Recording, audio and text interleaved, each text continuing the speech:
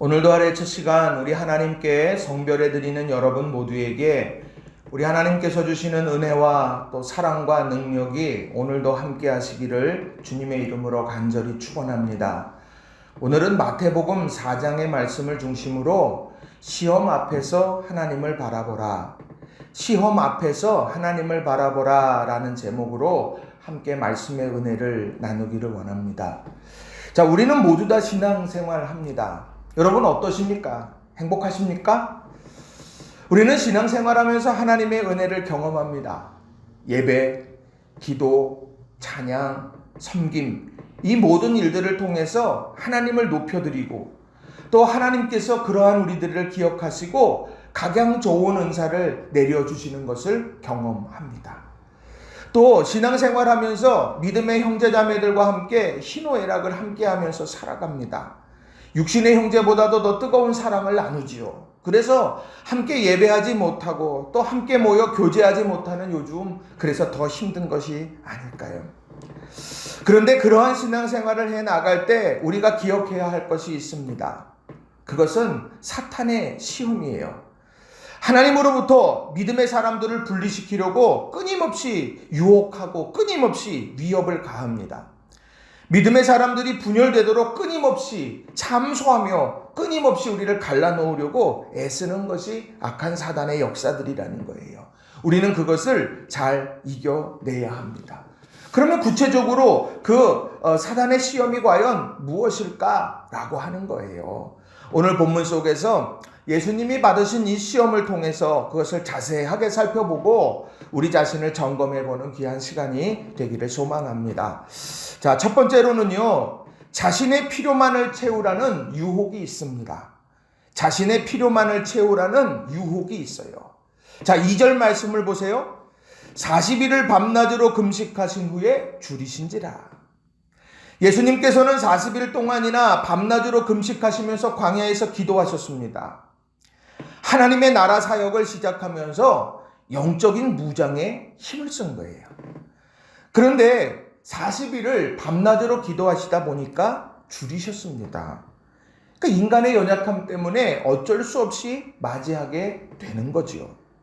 그 육신의 연약함, 악한 사단은 그것을요 결코 놓치지 않고 공격하기 시작합니다.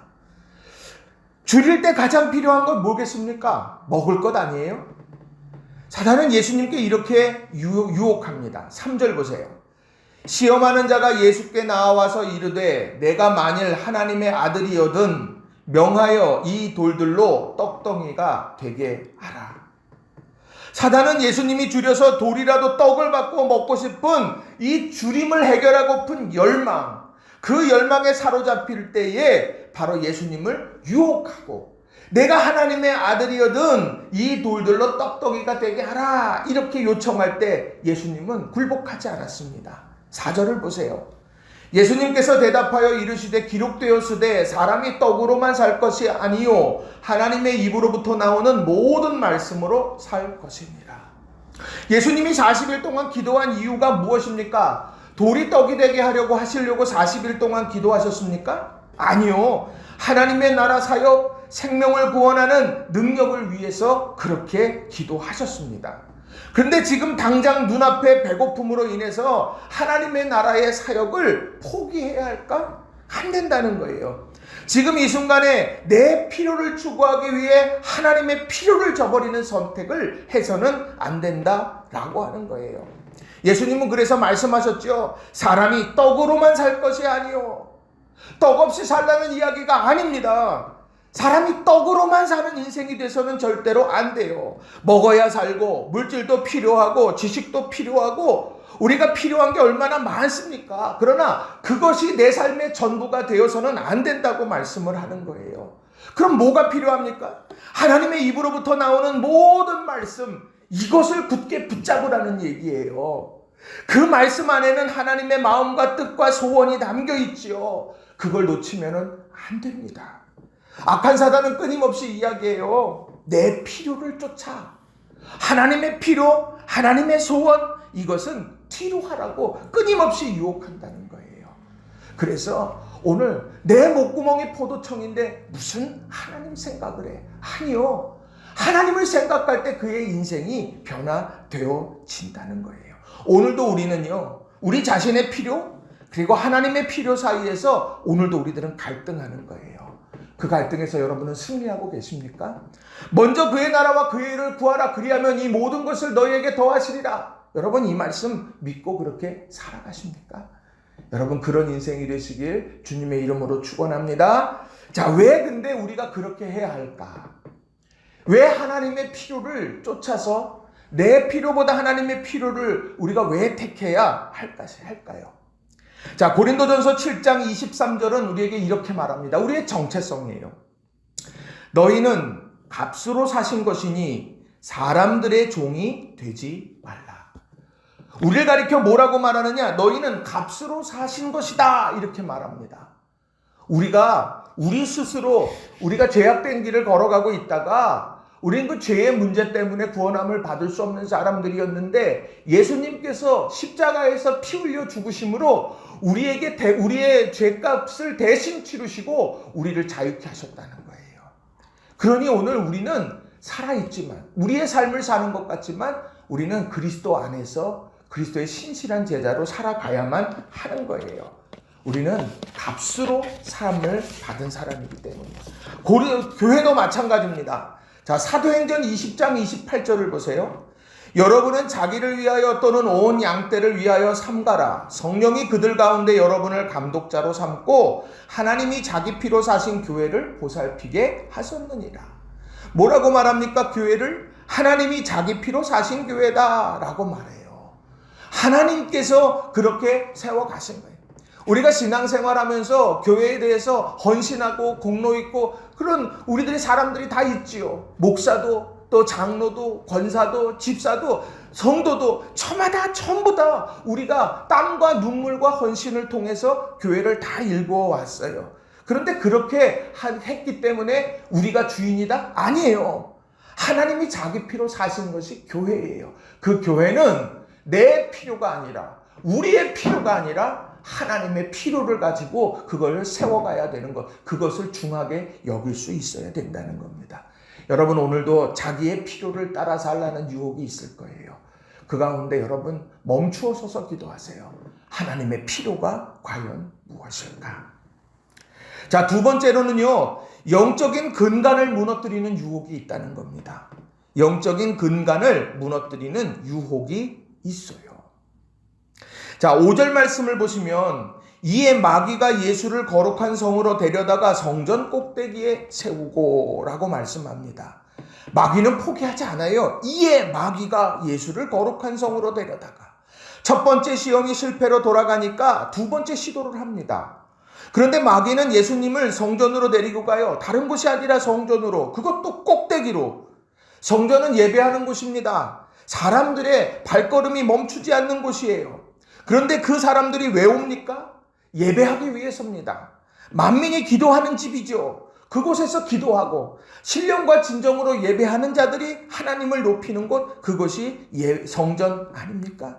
그런데 그곳에서 하나님만이 높아져야 되는 그곳에서 바로 다른 모든 것들이 낮아져야만 하는 그곳에서 예수님이 드러나게, 예수님이 하나님보다 앞서게 그렇게 하는 유혹을 하고 있다는 거예요.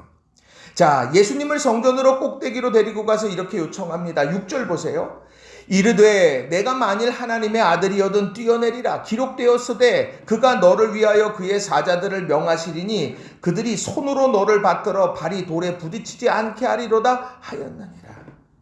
성전의 가장 본질적인 것은 예배드리는 것이죠. 성전 꼭대기에서 예배드립니까? 아니에요. 그 성전 꼭대기 많은 사람들이 보는 가운데 뛰어내리라고 말합니다. 그리고 하나님의 아들이라면 천사가 지켜줄 것이니까 뛰어내리라고 하는 거예요. 하나님을 시험하는 거죠. 하나님을 높여야 하는 곳에서 하나님을 시험합니다. 그래서 마귀는 예수님께 성전을 자신의 능력 행사의 장소로 이해시키려고 그렇게 유혹하는 거예요. 그건 바로 영적인 근간이 되어지는 성전, 교회에 대한 이해를 완전히 상실시키는 겁니다. 교회가 어떤 곳인데요? 마가복음 11장 17절 예수님이 이렇게 말씀합니다. 이에 가르쳐 이르시되 기록된 바 내 집은 만민이 기도하는 집이라. 칭함을 받으리라고 하지 아니하였느냐? 너희는 강도의 소굴을 만들었도다 하시매. 기도는 하나님을 높여드리고 영화롭게 하는 겁니다. 성전은 예배가 드려져야 되는 곳이에요. 그런데 그곳이 강도의 구별이 됩니다. 강도는요, 자신의 유익을 위해서 다른 사람을 해하는 거죠. 영적인 근간인 성전이 의미를 상실해버리게 된다는 거예요. 오늘 악한 사단은 그렇게 그 영적인 근간을 무너뜨리는 유혹을 우리에게 하고 있는 거예요. 또 말씀이라고 하는 영적인 근간도 무너뜨리더라고요. 자, 사탄은 성경을 통해서 근거를 제시했죠. 자, 이 말씀은 사실은 시편 91편 11절 12절에 나오는 말씀이에요. 그가 너를 위하여 그의 천사들을 명령하사 내 모든 길에서 너를 지키게 하심이라. 그들이 그들의 손으로 너를 붙들어 발이 돌에 부딪히지 아니하게 하리로다. 마귀는 예수님을 시험하기 위해서 철저한 증빙 서류를 제시했어요. 마귀가 제시한 것은 다른 것이 아니라 하나님의 말씀인데, 마귀는 성경을 인용할 때 어떤 의도를 가지고 있었느냐? 자기의 의도를 관철시키기 위해서 성경을 왜곡했더라는 거예요. 왜곡하면서 바로 예수님을 시험합니다. 자, 예수님이 이 예루살렘 성전 꼭대기에서 뛰어내릴까 뛰어내리지 않을까, 성경의 말씀을 근거로 해서 이야기할 때 난관이 있어요. 자, 보세요. 자, 첫 번째로 보면 예수님이 뛰어내리지 않으면 예수님이 성경을 믿지 않고 하나님을 믿지 않는 것처럼 보여져요. 그렇죠? 두 번째로는요, 예수님이 뛰어내렸는데도 천사가 보호하지 않으면 성경이 틀린 거예요. 그렇지 않습니까? 세 번째는요, 사단이 하나님을 시험한 거예요. 사단은 성경이 믿을 만한 것이 못 된다라고 하는 그것을 드러내려고 하는 거예요.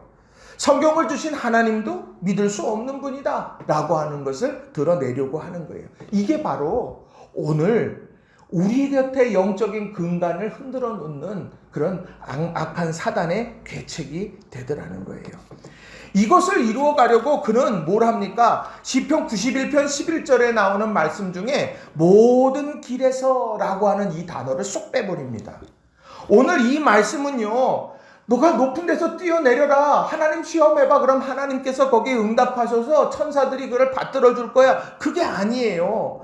하나님의 말씀대로 살아가는 그 사람의 모든 길에서 내가 너와 함께 할 거다, 내가 동행할 거다 하는 이런 거룩한 약속의 말씀을 하나님을 시험하는 그런 말로 사용해버리고자 빼버리더라는 거예요. 악한 사단은 끊임없이 하나님의 말씀을 왜곡합니다. 이단도 왜곡하죠. 우리들이 그래서 말씀 안에 굳건하게 서야 되는 거예요.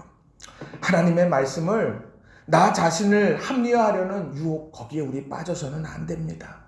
성경의 여러 말씀들을 가지고 내가 오늘 이렇게 살아가는 이유를 증명하려고 하면 안 돼요. 오늘 우리는 그 하나님의 말씀 앞에 순수하게 다가가야 되는 거예요.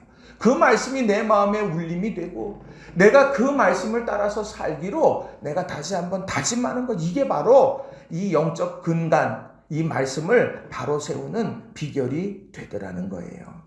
하나님의 말씀으로 사람들 정죄할 때 있어요. 그런데 그것은 유혹이고 그것은 해서는 안 되는 일들이에요. 말씀은요, 오늘 나를 붙들어 매는 거예요. 나를 돌아보게 하는 거울이 된다는 겁니다.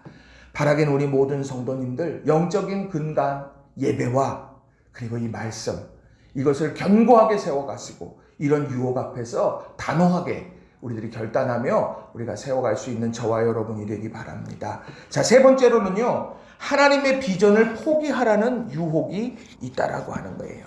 하나님의 비전을 포기하라는 유혹이 있어요. 백문이 불여일견이라는 말이 있죠.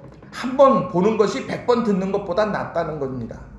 에덴 동산에서 선악을 알게 하는 나무 열매를 먹을 때도요, 보암직하다라고 이렇게 말합니다. 그래서 시험은 대부분 보는 것에서부터 시작이 됩니다.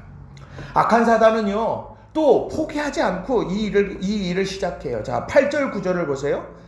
마귀가 또 그를 데리고 지극히 높은 산으로 가서 천하 만국과 그 영광을 보여 이르되 만일 내게 엎드려 경배하면 이 모든 것을 내게 주리라.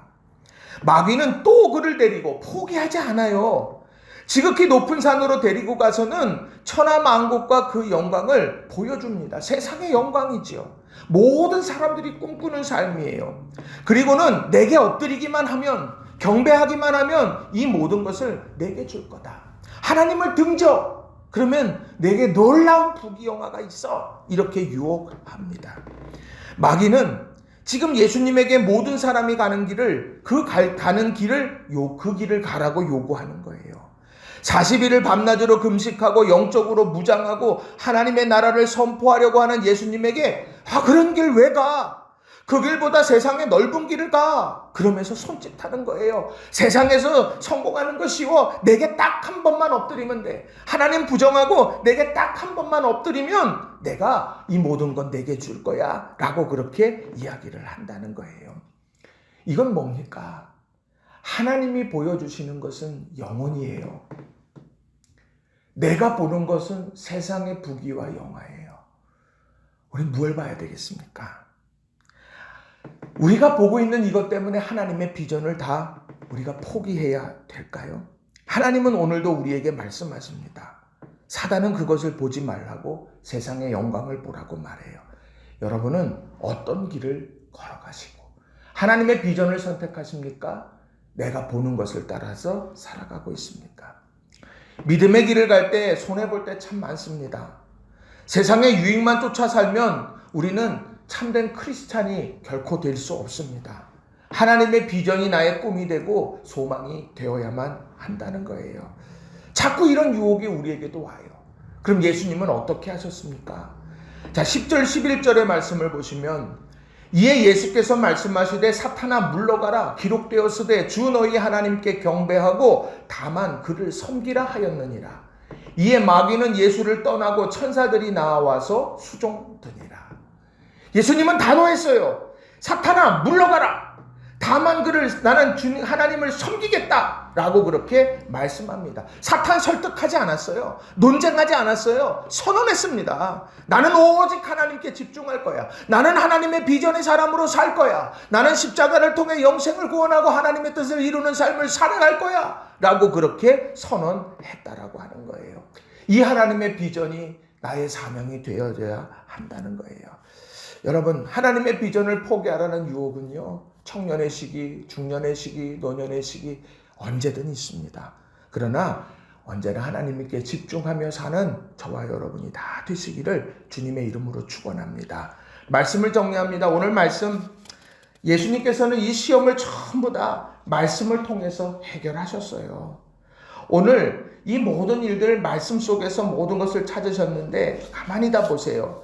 4절에도 보면 예수께서 대답하여 이르시되 기록되었으되 사람이 떡으로만 살 것 아니요 하나님의 입으로부터 나오는 모든 말씀으로 살 것이라.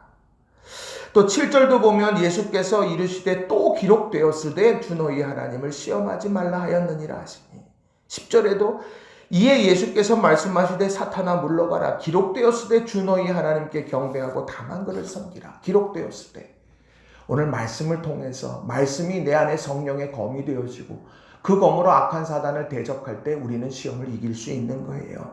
여러분, 말씀을 통해서 깊이 깨달아 알고 그것을 기도함으로 성령의 검이 되어져서 늘 믿음 안에 승리하는 우리 성도님들이 다 되시길 주님의 이름으로 축원합니다. 유혹은 있어요. 우리를 무너뜨리는 유혹은 언제든 있습니다. 그것을 단호하게 이겨내는 우리 성도님들 다 되시길 주님의 이름으로 간절히 축원합니다. 기도하겠습니다.